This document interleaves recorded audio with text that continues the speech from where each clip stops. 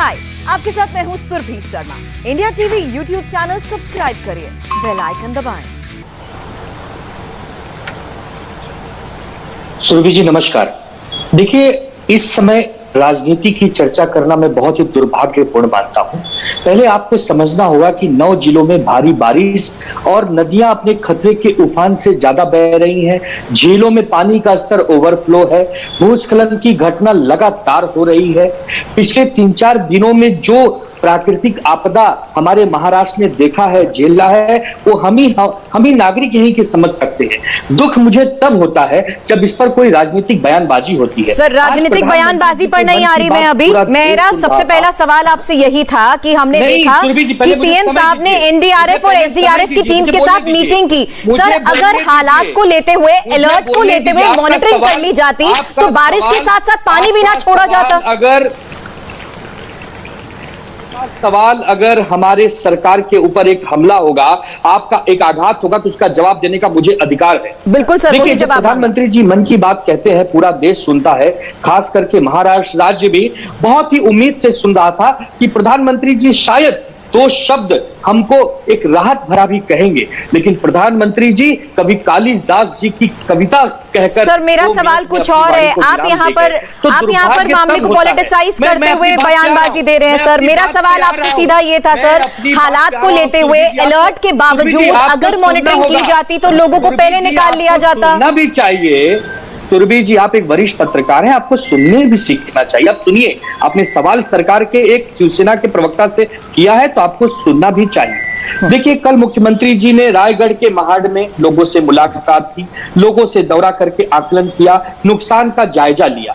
आज मुख्यमंत्री जी रत्नागिरी के चिपलून में है। मुख्यमंत्री जी आज ही जाते सांगली, सातारा और कोल्हापुर, लेकिन चूंकि वहां रेड अलर्ट है तो मुख्यमंत्री जी जरूर 1-2 दिनों में वहां पहुंचेंगे। देखिए, पूरा डिजास्टर मैनेजमेंट, पूरी सरकार, कलेक्टर, तहसीलदार अपने अपने स्तर पर जो नुकसान हुआ है, देखिए जो प्राण गए हैं, जो पशु पक्षी की जान गई है, वो भरपाई तो इस जन्म में हम नहीं कर सकते, लेकिन जैसे खाने की, पीने की और भी बहुत सारी राहत सामग्रियां हैं, जिनके घर बह गए, जिनके घर टूट गए, उनको कैसे पुनर्वसन किया जाए, उनको कैसे पटरी पर लाया जाए, इनका सबका एक समय होता है, एक आकलन होता है। सिर्फ एक बड़ी हेडिंग बना देना कि सरकारें विफल रही तो कल यही घटना। सर, सवाल बड़ी हेडिंग बनाने का नहीं है, सवाल उन लोगों का है जिनको बचाने की जद्दोजहद चल रही है। सवाल उन लोगों का है जिन्हें बचाने के लिए आगे क्या कोशिश की जा रही है, उसको लेकर भी है। मेरा सवाल अब विद्या चौहान जी आपसे है। पिछले हफ्ते भी मेरी इसी मुद्दे पर आपसे बातचीत हुई थी और आपने कहा था कि ग्राउंड रियलिटी को मॉनिटर किया जा रहा है।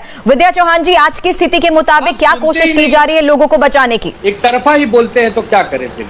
नहीं, मैं अब विद्या चौहान जी से भी जवाब ले रही हूँ इस मामले पर। जी विद्या जी।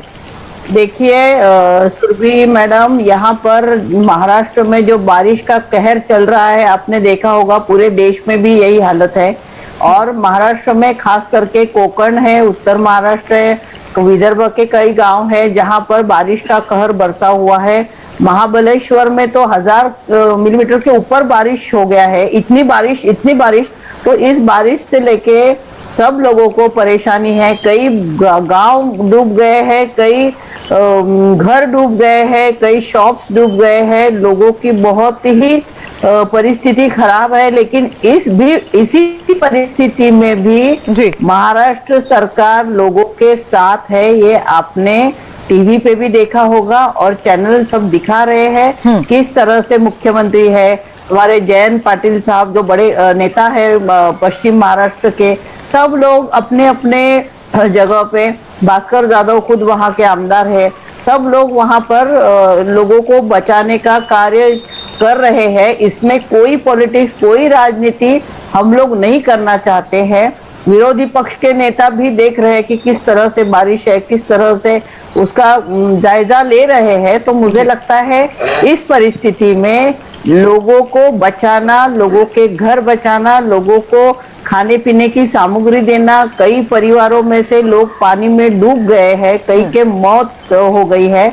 तो ऐसे परिस्थिति में हाहाकार मचा हुआ है और महाराष्ट्र शासन का ये प्रथम कर्तव्य है कि जितनी भी मदद हम लोगों को कर सकते हैं वो हमें करनी चाहिए। और मुझे लगता है कि हम लोग कहीं भी ये नहीं कि भाई हम लोगों ने फलाना किया नहीं इसलिए ऐसा हो गया, ऐसा हमारे ऊपर आप इल्जाम नहीं बीजेपी लगा विधायक सकते। राम कदम भी अगर इस ऐसा- वक्त हमारे साथ है। राम कदम जी, अब आपको भी मैं डिबेट में शामिल करना चाहूंगी। मामले को पॉलिटिसाइज ना किया जाए, बल्कि अब वक्त है सभी को साथ मिलकर लोगों तक मदद पहुंचाने का। सुरभि जी, आज की इस मंथना में सत्ता पक्ष और विपक्ष इस प्रकार की चर्चा है और 3 लोग सत्ता पक्ष की ओर से और विपक्ष की ओर से हम अकेले हैं, पर चर्चा को समय देते समय आधा आधा यदि आप दें तो विषय को न्याय देने में सहायता हो। जी, सबसे पहले इस गंभीर संकट काल में हम सरकार के साथ है, सरकार का साथ दे रहे हैं, यह हमने प्रथम दिन ही हमारे विपक्ष नेता देवेंद्र फडणवीस जी ने बड़े स्पष्ट शब्दों में कह दिया है। और हालांकि वहां पर जब संकट आया तो सबसे पहले सरकार के मंत्री पहुंचने के पहले विपक्ष के हमारे 3 अलग अलग नेता वहां पहुंचे, प्रशासकीय अधिकारियों से बात की और वे जगह पर जल्द से जल्द पहुंचे। इस प्रकार के वहां पर हमने पूरी तरह से प्रयास किया। कोंकण की जनता का सवाल महाराष्ट्र सरकार से केवल मात्र इतना है, सियासत के ऊपर उठ करके हम देख रहे हैं, हम आरोप प्रत्यारोप और कटाक्ष की राजनीति से हम बचेंगे, पर 1 हफ्ते पूर्व इस प्रकार का संकट आएगा, इस प्रकार की प्राकृतिक आपदा आएगी, ऐसे पूरी तरह से निर्देश हमारे वेदर डिपार्टमेंट ने महाराष्ट्र सरकार को दिए थे। महाराष्ट्र सरकार कौन सी निद्रा में थी? क्या सरकार ने उसी समय जो लोग इस प्रकार से जहां डेंजर जोन में रह रहे हैं, क्या उनको उसी समय वहां से हिलाते, कई अन्य जगहों पर रखते, तो क्या जितने लोगों की जाने गई है, जो नुकसान हुआ है, वो नुकसान में क्या कमी आ सकती थी? यह हमारा नहीं, कोंकण प्रांत के लोगों का सवाल है। दूसरा सवाल यह है कि अब हजारों लोग वहां पे बेघर हो गए हैं, उनके घर में पानी घुसने के कारण अनाज तक उनके पास नहीं है, जेब में पैसे नहीं है जरूरी सामान लेने के लिए। और आज मुख्यमंत्री स्वयं कह रहे थे वे कोई भी सहायता की घोषणा तुरंत नहीं करेंगे। अब वे खाएंगे पिएंगे क्या? आज उनको भूख लगी है और ऐसे हालात में जब वहां पे आक्रोश उत्पन्न हुआ, तब जाकर के मजबूरी के कारण मुख्यमंत्री को यह कहना पड़ा कि ठीक है हम अनाज देंगे। रायगढ़ के कलेक्टर स्वयं कह रहे हैं केवल मात्र एक जिला रायगढ़ जहां पे 30,000 ऐसे परिवार हैं जिनको तुरंत अनाज, दवाइयां और कुछ पैसे की आवश्यकता है। इसी सवाल का मैं जवाब लेती हूँ। से बाहर नहीं निकलते जी। विगत 1.5 वर्षों के अंतराल में केवल मात्र कुल मिलाकर के 5 बार भी मुख्यमंत्री अपने दफ्तर नहीं गए। ये हम नहीं कह रहे, आपके पत्रकार बंधु कह रहे हैं। 2 बड़ी बातें आपने कही है राम कदम साहब। मैं अब इस पर सचिन सावंत साहब आपसे जवाब चाहूंगी। क्या वजह है कि राज्य सरकार की तरफ से फौरी तौर पर राहत पैकेज का ऐलान नहीं किया गया? और जो दूसरा सवाल उठाया गया है कि रायगढ़ प्रशासन ने खुद एक सर्कुलर जारी किया, सर्कुलर जारी करते हुए लोगों से अपील की जा रही है कि राशन पहुंचाएं, लोगों की मदद करें। देखिए, पहले तो ये है कि निश्चित तौर पर ये जो प्राकृतिक आपदा आई है, ये जिस तादाद में आई है, जिस उसकी गहराई जितनी है, जितना उसका प्रभाव है, वो निश्चित तौर पर अभूतपूर्व है। और इसी वजह से हम देख रहे हैं कि एक साथ 9 जिले में अगर इसी तरह की बारिश होती है और एक वक्त में 300-400 मिलीमीटर से ज्यादा बारिश होती है, तो वाटर लॉगिंग होना ये बहुत ही, मैं समझता हूँ कि ये होना साहजिक है। और निश्चित तौर पर ये जो प्राकृतिक आपदा का सामना हम कर रहे हैं, पहले बचाव कार्य होता है, अभी भी बचाव कार्य बहुत जगह पे पूरी तरह से हुआ नहीं है। जैसे तलिया गांव है, तलिया गांव में अभी भी कुछ मृतदेह उस मलबे के नीचे दबे हुए हैं, वो निकालने की कोशिश एनडीआरएफ सभी कर रहे हैं। और दूसरी ओर जो तादाद में चिपलून में बारिश हुई थी और जो पानी भर गया था, वहां एडमिनिस्ट्रेशन को पहुंचना भी बहुत ही मुश्किल था। आज की परिस्थिति में रायगढ़ कलेक्टर ने कहा हो या सब लोगों ने कहा हो, सरकार और आम आदमी जो भी मदद कर सकते हैं, सबने मिलकर इसका सचिन सावंत साहब, यही मेरा सवाल था, यही मेरा शो में सबसे पहला सवाल था कि जब बारिश के अलर्ट थे उस वक्त भी मीटिंग की गई थी एसडीआरएफ और एनडीआरएफ की टीम के साथ। क्या उस वक्त हालात को देखते हुए मॉनिटरिंग अगर वक्त से पहले की जाती तो लोगों को शायद पहले ही रेस्क्यू कर दिया जाता?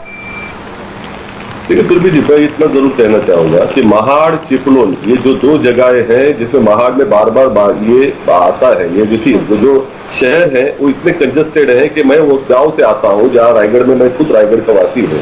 तो निश्चित तौर पर हम ये जानते हैं कि बार बार आता है, लेकिन जिस तरह से 25-25 फीट तक पानी चला गया, इतनी बारिश कभी भी उसमें उधर हुई नहीं है, ये आज वहां के लोग भी कह रहे हैं। लेकिन अगर हम लोग कहना है कि जो पूर्व आपदाएं आई है उससे कुछ सीखा है क्या नहीं सीखा है, तो निश्चित तौर पर जो भारतीय जनता पार्टी की सरकार थी उस वक्त में जो आपदा आई थी वेस्टर्न महाराष्ट्र में, आज की परिस्थिति में उससे हमने सीखकर लाखों लोगों को पहले ही अलर्ट देकर उधर से इवैक्यूएट करवाया है। जानो माल की अगर नुकसान इन सभी इलाकों में, अगर मलबे के नीचे अगर आप इसको बाजू में रखें ऐसी घटनाओं को, तो उतना हुआ नहीं है, ये देखिए आप। और निश्चित तौर पर इससे भी और अधिक होना आवश्यक है। निसर्ग के साथ में, प्रकृति के साथ में ये जो संघर्ष मानवता का चलते रहता है और जिसमें प्रशासन भी बहुत बार कम पड़ता है, और हमने उस भारतीय जनता पार्टी की सरकार में ऐसी आपदा जब आई थी और इससे भी बड़ा गहरा नुकसान हो गया था, उस वक्त में ऐसी आलोचना हमने नहीं की। लेकिन जिस तरह से राम कदम जी कह रहे हैं, मैं ये समझता हूं कि विपक्ष के नेताओं को भी पूरी तरह से जिम्मेदारी से बात करनी चाहिए कि जिस आपदा का आप सामना नहीं कर पाए, आप अपेक्षा करते हो कि इस सरकार कर पाए। निश्चित तौर पर जब इनके जो नेता विपक्ष है, प्रवीण दरेकर जी हो या गिरीश महाजन जी हो, एनडीआरएफ जब जाने की कोशिश कर रही है, लोगों को बचाने की कोशिश कर रही है, ऐसा वक्त आ गया महाराष्ट्र की सरकार के ऊपर कि नेताओं विपक्ष को बचाने की कोशिश करनी पड़ी, एनडीआरएफ उसमें लग गई बजाय इसके कि लोगों को मदद करे। तो ये निश्चित तौर पर गैर जिम्मेदाराना जो बर्ताव भारतीय जनता पार्टी के नेताओं ने किया है, वो उससे राम कदम साहब, ये बात तो जब सरकार में थे, इससे पहले भी जो 2019 में स्थिति थी तब भी उठाया गया था और यही कहा गया था कि किसी विजन के तहत काम नहीं होता है। जब हालात बद से बदतर हो जाते हैं, बस रेस्क्यू के लिए एनडीआरएफ जैसी टीमों पर निर्भर कर लिया जाता है, लेकिन सरकार की तरफ से आगे कुछ विजन के तहत काम नहीं किया जाता, क्यों? देखो सुरभि जी, मैं केवल मात्र 3 बिंदु रखूंगा। सबसे पहला, 1 हफ्ते पूर्व महाराष्ट्र सरकार को वेदर डिपार्टमेंट ने बताया था कि आपदा आएगी, सरकार सोती रही। दूसरा बिंदु, महाराष्ट्र के मुख्यमंत्री को 24 घंटे लगते हैं केंद्र की सहायता लेने के लिए, यह दूसरा बिंदु। तीसरा बिंदु, जब अब लोगों ने अपने परिजन खो दिए, लोगों को अनाज चाहिए, महाराष्ट्र के मुख्यमंत्री पहले दिन केवल एक विभाग का दौरा करते हैं, दूसरे दिन मजबूरी के कारण, औपचारिकता के कारण वहां पे देवेंद्र जी जा रहे करके उन्हें जाना होता है। चौथा बिंदु, जो कांग्रेस के यहाँ पे प्रवक्ता ने कहा कि भाजपा के नेता वहां सबसे पहले पहुंचे, इस कारण नहीं पहुंचे ताकि वहां पे अधिकारियों की अधिक से अधिक सहायता लोगों को मिले। इनके मंत्री एयर कंडीशन बंगलों में, इनके मुख्यमंत्री अपने बंगले से बाहर नहीं निकलते। मुख्यमंत्री बंगले से बाहर निकल सीएम दफ्तर में जा रहे हैं, ये क्या नेशनल न्यूज बन सकती है? मुख्यमंत्री हमेशा अपने सीएम दफ्तर में होनी चाहिए। ताकि इस बात पर सचिन सावंत जी कुछ कहना चाहते हैं। और सचिन जी, ये तो राहुल गांधी की तरफ से भी कुछ दिन पहले ट्वीट किया गया था कि कांग्रेस वर्कर्स अब असिस्ट करने के लिए रेस्क्यू के काम में मदद करें, लेकिन कहां है सब? कोई नजर नहीं आता। नहीं, विगत आप अगर आपकी नजर कमजोर है तो मैं कुछ नहीं कर सकता। आज की परिस्थिति में सभी पार्टियों के नेतागण हो या वहां के वर्कर्स हो, कार्यकर्ता हो, कांग्रेस पार्टी के कार्यकर्ता मदद में जुटे हैं। आज जहां तक बात है, ये लोग कह रहे हैं कि हम लोग पहले जाने की कोशिश कर रहे थे, मैं तो इतना ही कह रहा हूं कि इनको बचाने की कोशिश करनी पड़ी एनडीआरएफ को। देखिए, पहला ये है कि जो काम बचाव कार्य का है वो क्या मंत्री जाके वहां नहीं कर सकता? उनको प्रशिक्षित लोग होते हैं जो एनडीआरएफ के लोग होते हैं। ये जो हीरोगिरी कर रहे थे 2019 में, वही गिरीश महाजन जी आज भी वहां पहुंचे थे और उनको ही बचाने की कोशिश हो रही थी। तो निश्चित तौर पर हम ये समझते हैं कि लोगों को दिखाने के लिए ये सब करने की आवश्यकता नहीं है। मुख्यमंत्री जी वहां पहुंचे, उन्होंने कहा है कि जब भी इसका असेसमेंट होगा कि कितना नुकसान हुआ, निश्चित तौर पर दिया जाएगा। जो लोग मृत हुए उनको 5 लाख रुपया पहले ही क्षण में उन्होंने डिक्लेयर किया था। और जहां की बात है, ये खाने की वस्तु है, कपड़े हैं या बर्तन है, ये तो प्रशासन वहां दे रहा है, उसके लिए मुख्यमंत्री जी के आदेश की आवश्यकता नहीं है। लेकिन ये जो दिखाने की कोशिश कर रहे हैं, ये बहुत ही अफसोसजनक है। जहां तक बात है देवेंद्र फडणवीस जी, नारायण राणे जी, राम कदम साहब, बात पूरी होने दीजिए। कुछ मदद लेके गए? कुछ नहीं गए, सिर्फ दिखाने के लिए गए वहां कि हम हैं यहाँ, आलोचना करने के लिए गए। हम ये समझते हैं कि थोड़ा सा जिम्मेदारी विपक्ष भी बरते।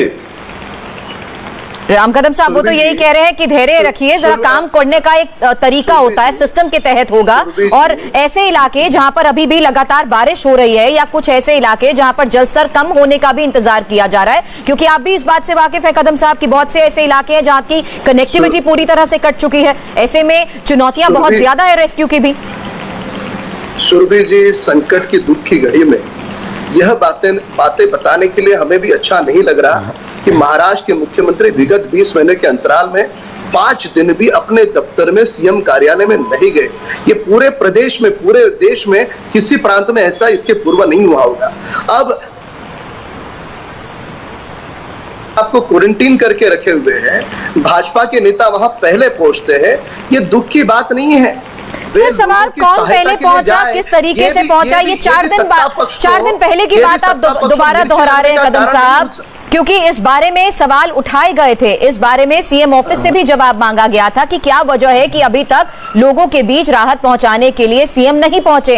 आज जब वो लोगों के बीच है तो आगे क्या कोशिश की जानी है। मेरा सवाल इस वक्त आनंद दुबे साहब आपसे है, जिस तरीके से रायगढ़ प्रशासन की तरफ से सर्कुलर जारी हुआ, जो थोड़ी देर पहले भी मैंने जिक्र किया कि वहां सर्कुलर जारी करके लोगों से अपील की जा रही है कि राशन लोगों तक पहुंचाएं।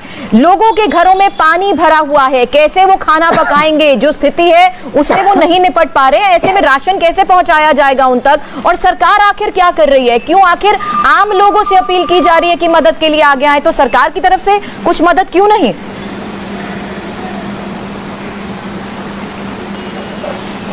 देखिए, सबसे पहले आपको जानना होगा कि सड़क मार्ग, रेल मार्ग पूरी तरह से ध्वस्त हो चुके हैं, पूरी तरह से डिस्कनेक्ट हो चुके हैं शहरों से। तो एकमात्र बचता है हवाई मार्ग। एनडीआरएफ, एसडीआरएफ, नेवी, सेना खुद, भारतीय सेना खुद लगी है। आप जाकर वहां स्थिति का पता स्वयं अपने रिपोर्टर, आपके रिपोर्टर वहां है इंडिया टीवी के, आप उनसे पता लगाइए कि राहत और बचाव कार्य युद्ध स्तर पर हो रहा है।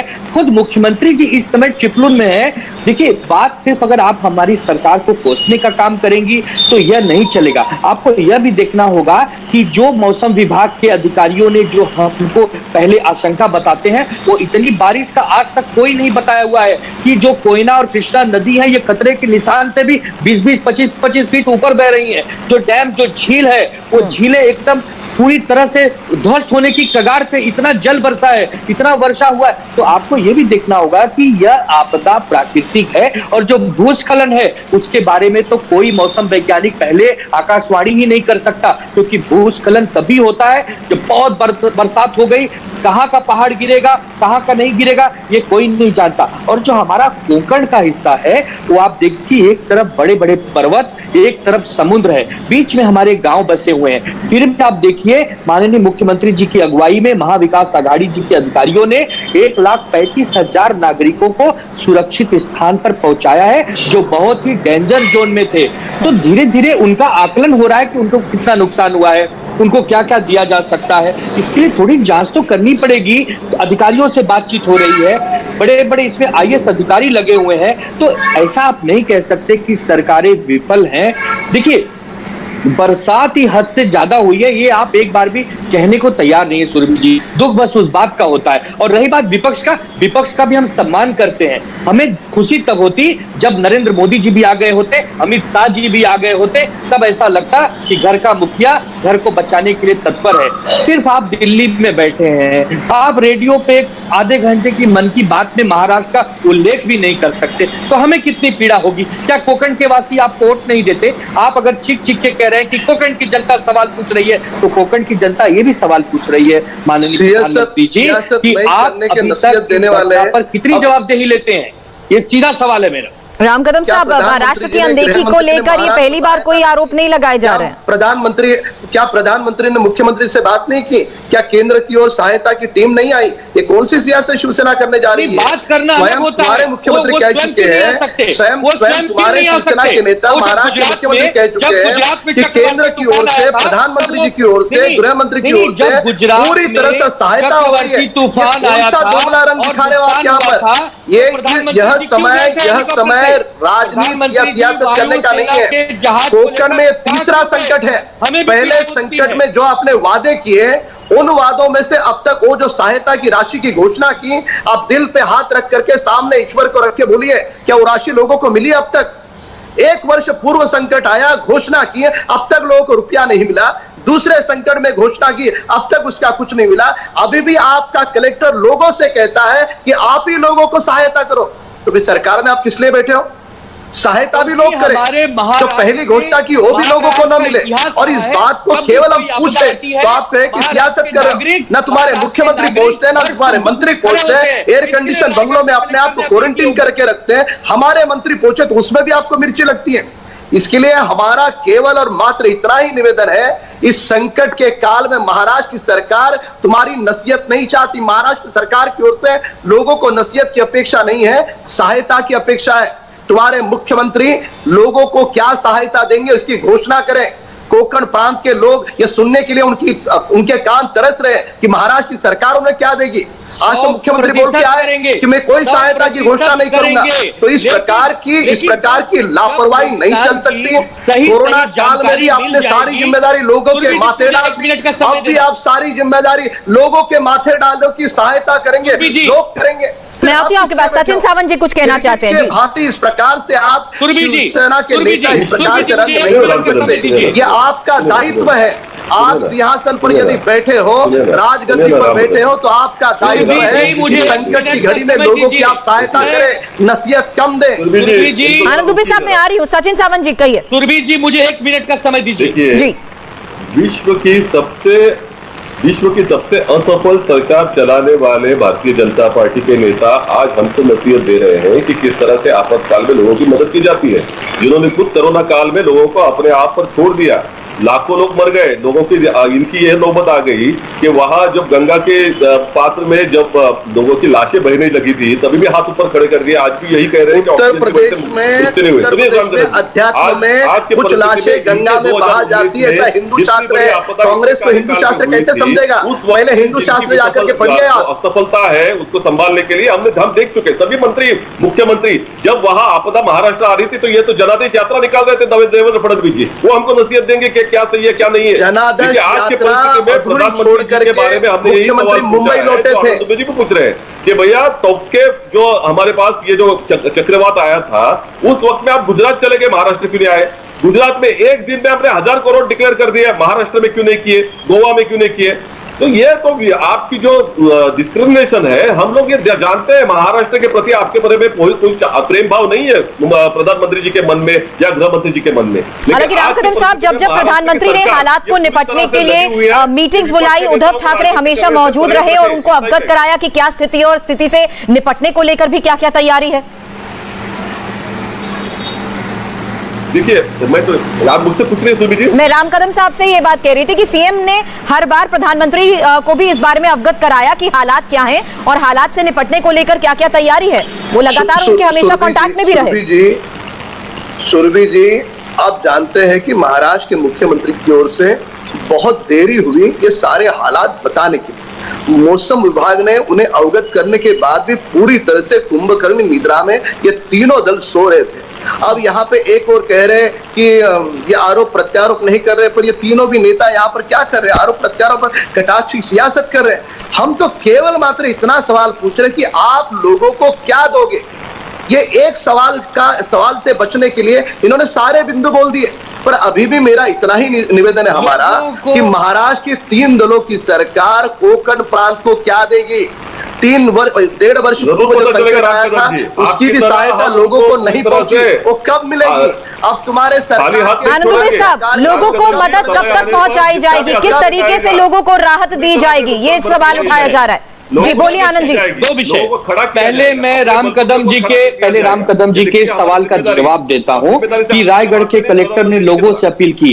सुरभि जी, महाराष्ट्र का इतिहास रहा है जब जब आपदा आती है, विपत्ति आती है, लोग स्वयं एक दूसरे की मदद करने उठ चले आते हैं। इसके लिए रायगढ़ के अगर कलेक्टर ने कहा है तो ये मैं उनके लिए सम्मान करता हूं। दूसरी बात, महाराष्ट्र के जो 9 जिले प्रभावित हुए हैं, सुरभि जी मैं आपके चैनल के माध्यम से आज आश्वासन देता हूं कि आने वाले 1-2 दिन के अंदर जैसे ही सही आकलन का पता चल जाएगा, क्योंकि टीमें काम कर रही हैं, नुकसान कितना हुआ है जब तक ये सही जानकारी नहीं मिलेगी लोगों को मदद कैसे पहुंचाएंगे? सुरभि जी, ये विपक्ष का बार बार आरोप लगाना कि आपने राहत पहुंचाने में देरी कर दी, तो मैं आपके माध्यम से कहता हूं कि मुख्यमंत्री जी स्वयं, मुख्यमंत्री जी 1-1 मिनट का अपडेट ले रहे हैं। मुख्यमंत्री जी के साथ मुख्य सचिव जी पहुंचाने के लिए कौन सा रॉकेट साइंस लगता है?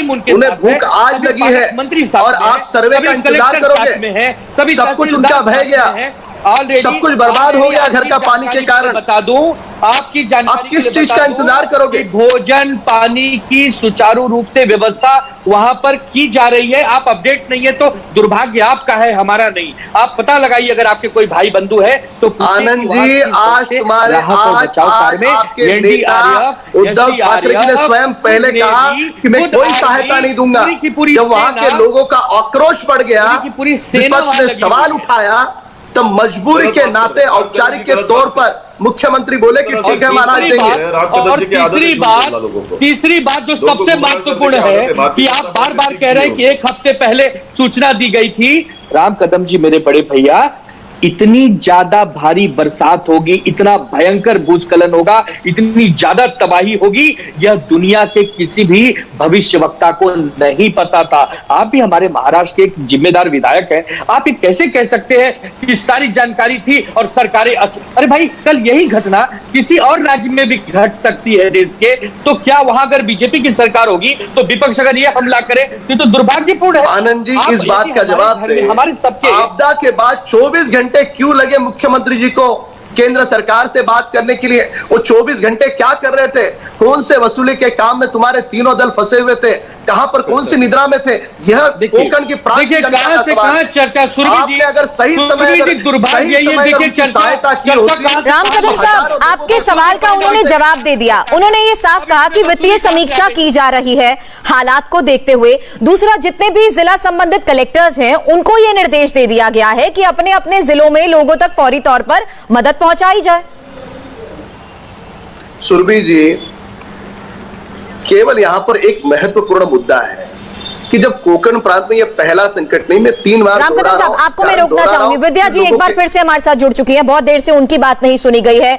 विद्या जी, सवाल यही था कि अभी भी वित्तीय समीक्षा की बात की जा रही है, क्यों लोगों को फौरी तौर पर मदद नहीं पहुंचाई जा रही है, क्यों लोगों को आर्थिक मदद नहीं दी जा रही है, इतनी लापरवाही या इतनी देरी क्यों? जी देखिए, ये सवाल सरासर गलत है। मदद नहीं पहुंचाई जा रही है ऐसा आप नहीं कह सकते। पूरे महाराष्ट्र सरकार के जितने भी प्रशासकीय और सरकार में लोग हैं उतने मदद के लिए तैयार है। उनके कार्यकर्ता, चाहे राष्ट्रवादी हो, चाहे शिवसेना हो, चाहे कांग्रेस हो, सब लोग वहां पर हेल्पिंग नेचर से मदद कर रहे हैं। लेकिन बार बार राम कदम ये कह रहे हैं कि अभी तक क्यों नहीं पहुंची, अभी तक। मैं उनको बताना चाहती हूँ, जब आपके कार्यकाल में ये बारिश हुई थी ना, तो 3 दिन तक आपने कुछ नहीं दिया था। आप इनके पार्टी के लेबल चिपका रहे थे। हेलीकॉप्टर से जो धान्य जा रहा था 2-2, 3-3 किलो का, उसके ऊपर ये भाजपा का सिंबल और देवेंद्र फडणवीस और मोदी का हंसता हुआ चेहरा पेश करने में इन्होंने टाइम लगाया था। ऐसे हम लोग नहीं करते। झूठ मत बोलो। यहाँ भाजपा के लोगों को झूठा बोलने की बहुत आदत है। आज भी इनके नेता आए थे, फडणवीस जी, नारायण राणे क्या कह रहे थे कि ये जैसे कहते हैं मुख्यमंत्री है, ये मनहूस है इनके पायगुण से, यानी मराठी में बोलते हैं पायगुण। तो मनहूस कौन है? 7 साल में जिन्हें 70 साल के भारत की मेहनत मनहूस किया, उनको भी मनहूस कहेंगे क्या? नारायण राणे यहाँ पर आए थे, वो सिर्फ लोगों को गुमराह करने के लिए आए थे कि ये सरकार कुछ नहीं कर रही थी। लेकिन भाजपा के नेताओं को शर्म आनी चाहिए कि जब इतनी बड़ी बारिश हो रही है, लोग मर रहे हैं, पानी में डूब रहा है गांव, और ये अपनी राजनीति की रोटी सीखने चले आते हैं। ये गलत बात है। मैंने शुरू में भी कहा था कि ये गलत बात है। चाहे विपक्ष हो, चाहे सत्ताधारी लोग हो, सब लोगों ने लोगों को मदद करनी चाहिए, इससे बाहर का निकालना चाहिए। लेकिन आप ये बोलते हैं धान्य नहीं पहुंच रहा है, ये नहीं पहुंच रहा है। भाई रास्ते बंद है, पानी पूरा भर गया है, किस तरह से पहुंचेंगे? जैसे भी लोगों को निकालना, पानी से शिफ्टिंग करना, उनका इंतजाम किसी स्कूल में या किसी हॉल में करना, उनका रहने का इंतजाम करना, उनके बच्चों को खाना पीना देना, ये सब राहत कार्य शुरू है।